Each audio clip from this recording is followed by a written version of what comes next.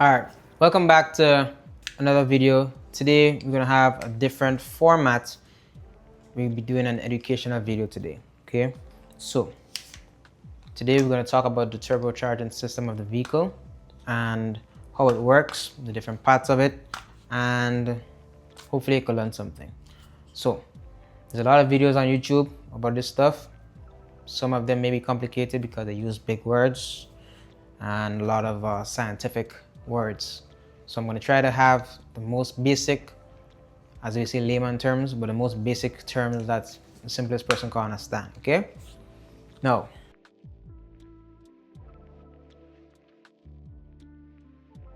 I'm going to assume we know how an engine operates, but for those who don't understand the concept of an engine, come over here.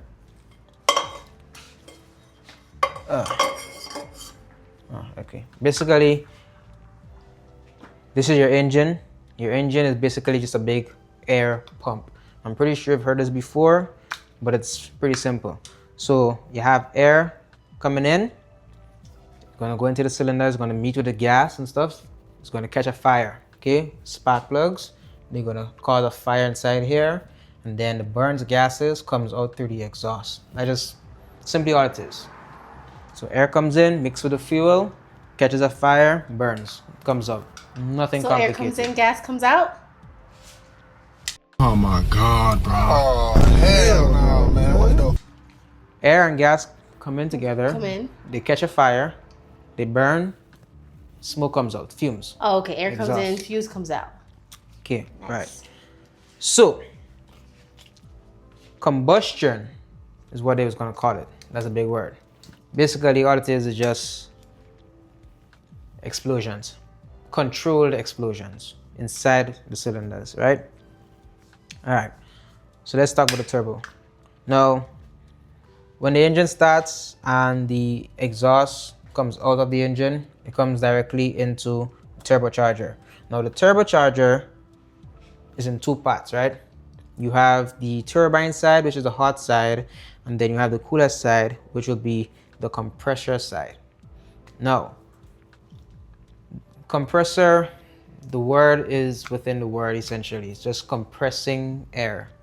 Okay, so in front here, this open area here, the air is going to go through. So what's going to happen when the exhaust goes through this part, there's a shaft inside here that spins, right? Once this starts to spin, it sucks the air into this hole, it compresses it and pushes it through the system. Okay, do you understand what a turbocharger is? Yes. Could you explain what a turbocharger is? Yes, but in very, very small It's bits fine. and pieces. That's fine, go ahead. Yes. So, there's two parts. We have the turbine system and is it compressor part of the system? Yeah, all right, let me explain that a little bit better again. So think about a turbocharger as a recycling tool. Okay, so what's gonna happen, it uses the exhaust, uses that to spin this device, which is going to push air through the system again. So it basically recycles air. Okay, right. So when the exhaust comes out and it spins the shaft, it sucks, compresses, it comes through the pipe, comes through, and it goes back into the engine. Oh, so it's like a circle. Right, it's like a circle It's a system. circle. It's a- Okay. It's a closed system, essentially. Okay. Okay, now what is going to happen is that you're going to have hot air coming through the pipe on this side, right? So this is where this comes in. Now this is the intercooler. Okay, Okay. now what happens is that when the hot air comes through, cool air blows against it. Okay. So the air travels through the fins, the cool air blows against it, cools it down so that it gets thick. Now dense is the word they will use, but basically it's just the air gets thick, dry, cooler, thicker, dry, cool to go into the engine. Okay, do you have an idea what we're working with so far? Yes. Could you explain?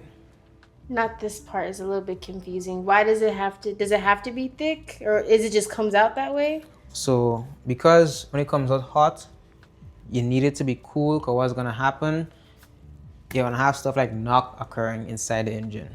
That's when the air is too hot, hard to control. We will get into that because that could get very technical. But essentially, you want the air to go into the engine cool as possible.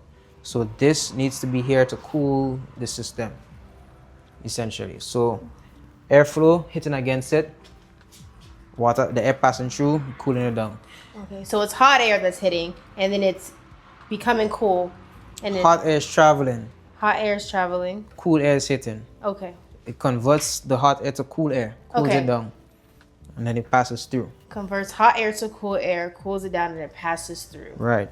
Now, they have different types of these. This could be air to air, like this one. They have those that work with water. They have a little pump, and when the air goes through, it goes through like a water chamber essentially, or the water runs around or something like that and cools it. Same concept, it's just hot air exchanged into cool air to go through. To go back through the engine. Right. So over here we have another component. This is the blower valve. Now the blower valve is like a door essentially. What's gonna happen? The door is gonna stay closed, so that way the air goes through. Now at some point, your throttle body or the throttle valve is gonna get closed. Now when the throttle valve closed, you have a lot of air in the system. The air needs to find a place to leave the system. Check. So the blower valve, like I said, is basically a door. So once this throttle body is closed and the air is basically trapped with a vacuum, this is gonna open the door to let the air out. That's where you hear the little ch. Okay. So sometimes you hit the gas and you let off the gas and you hear ch. That's just the air escaping. So this is what releases air. Yeah, so it releases the air. So when Okay. all the hot air, well, all the cool air comes through, valve closed now, so much air inside here, it needs to escape somewhere. This opens, lets the air out. What happens when people don't have these is that the air comes back and pushes itself back out through where it came in from. Oh no. So right, yeah, that's not supposed to happen. Now, on cheaper turbos, it could be more problematic than more expensive ones. Clearly, cheaper ones, cheaper for a reason. None of it's supposed to be good, so it's always recommended to have your blow-off valve. Check. Now, this over here, let's talk about this. My favorite thing. What is it? That's what shoots the fire out. This is down here. Oh. Here. Yes. Now that also shoots fire out It's connected to the exhaust manifold. to the exhaust, yes. So that's your wastegate, okay? Wastegate. So you could think about your wastegate as a door again. What happens is that you have a target boost when you have enough pressure in the system and it reaches the limit it's supposed to, that is set to, it opens to let the exhaust or the excess exhaust come out. So say you're targeting 10 pounds of boost. When the whole system has 10 pounds of boost, you're going to start to open slow, so that way whatever the 11 pound or 12 pound will come out, so you can stay at 10. Basically control how much boost you have. Okay? So it controls like the pressure? Basically. Okay. Now without this, I think you won't be able to control how much boost you're running, so it'll be running one set amount of boost all time. So that's needed. Okay. Now, do you understand anything so far? Yeah, that controls the pressure. Okay. What does the turbo do? So the turbo, so this is like a circle. Okay.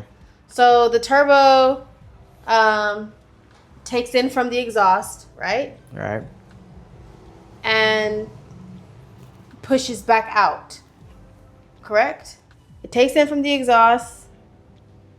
And it pulls air in. Yeah, sorry. Spins the shaft. Takes in from the exhaust, pulls the air and spins the shaft and pushes something out, right? Doesn't it get pushed out? Yeah. So like I said, the air comes out, spins the shaft. The air sucks through here. Yeah. Compresses. Comes through the pipes. Gets cool. Yeah. I was going to say all of that. I literally said pushes it out. That's what I meant. Yeah, right. So so I know all of this. I make 100 on the quiz, so. Then explain it for me to understand, because I don't understand. Not the teacher, but so essentially, this whole thing is your engine, correct? Yeah. So this whole thing is your engine. So it's going to be taking in from the turbocharger takes in from the exhaust manifold, and when it comes in, this I forgot what you call it, but it spins and compresses, right? Mm-hmm. And it compresses all the way through the system, and it's like a circle to go back in. But this right here is because it's coming in hot, but this right here helps it get cool because we can't have hot air go back in. And then this over here, yes, this over here is like a door. So it not releases pressure, does it? This right here is like a door, so it releases something. It releases something. The excess pressure. Okay, so I said that. I said not releases pressure. You didn't say anything. So releases excess pressure. So yeah. And then you got your wastegate. What does a wastegate do? That controls the pressure. Controls the boost. Wrap it up. Exit that way. Alright, I'm gonna just leave it like that. Somebody will be like, that's not what it works, that's bullshit. Probably is. Anyways, this is gonna be another video. I did good, right, baby? Yeah. Thank you. It's very important to understand. Sometimes the problems is not only the students, okay, but the teachers.